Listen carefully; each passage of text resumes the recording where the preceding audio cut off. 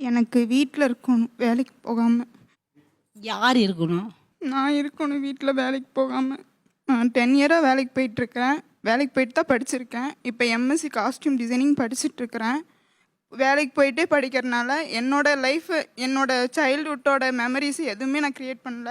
நீங்கள் என்னெல்லாம் இழந்துட்டதா நினைக்கிறீங்க இப்போ? பாசத்தை இழந்திருக்கேங்க சார். நான் ஃபுல் டைம் ஒர்க் போயிடுவேன். காலையில் எந்திரிக்கிறது 8 மணிக்கு எந்திரிப்பேன். எந்திரிச்சோன்னே 9 மணிக்குள்ளே கிளம்பி நான் 9 மணிக்கு கம்பெனியில் இருக்கணும். மறுபடியும் அதே 9 மணிக்கு கம்பெனி விட்டு கிளம்புனா எனக்கு ஆட்டோ கிடைக்கிறது கொஞ்சம் கஷ்டம். 8:45 10 மணிக்கு தான் வருவேன். அதுங்களுடைய அம்மா தூங்கிடுவாங்க. பாப்பாவும் வந்தாலும் அவளும் தூங்கிடுவா. நான் போகிற நேரத்தில் யாருமே முழிச்சிருக்க மாட்டாங்க.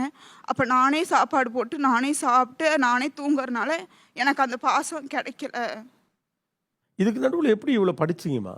கஷ்டப்பட்டு தாங்க சார் படித்தேன். காலேஜில் உட்காந்துருக்கப்ப மட்டும்தான் படிப்பேன். வீட்டுக்கு வந்தால் படிக்க மாட்டேன், ஒர்க் போனால் படிக்க மாட்டேன். காலேஜில் அவங்க சொல்லி கொடுக்கறத வச்சு தான் எழுதியிருக்கிறேன். இப்போ அப்போ ஒரு வருஷம் உங்களுக்காக வேணும். அந்த ஒரு வருஷம் என்னென்னலாம் பண்ணணும்னு ஆசை? அவங்க எனக்கு பாசம் கொடுக்கணும், என் கூட இருக்கணும்.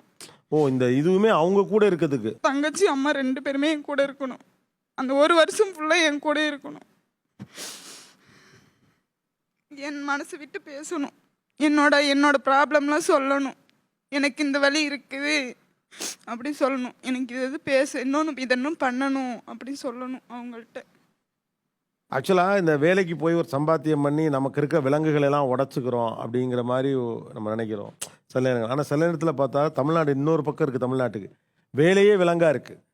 நிறைய வீடுகள், இப்போ நம்ம இதை பேசலைன்னாலும் கூட நிறைய வீடுகள் வந்து சிக்கலுக்குள்ளாகிறதுக்கு காரணம் அந்த வீட்டினுடைய ஆணின் குடிப்பழக்கம். அது நிறைய வீடுகளை காலி பண்ணுது. அதே மாதிரி நோயும் கடனும் அழுத்துது. இதை நம்ம கவனிச்சே ஆகணும். Because it will become serious problem. ஒரு பொண்ணு ஒரு வருஷம் எனக்கான வாழ்க்கை வேணும்னு கேட்டதில் வேறு எந்த விஷயத்தையும் சொல்லலை. அம்மா மடியில் படுத்துக்கணும், தங்கச்சியோடு இருக்கணும், அதுக்கு ஒரு வருஷம் வேணும்.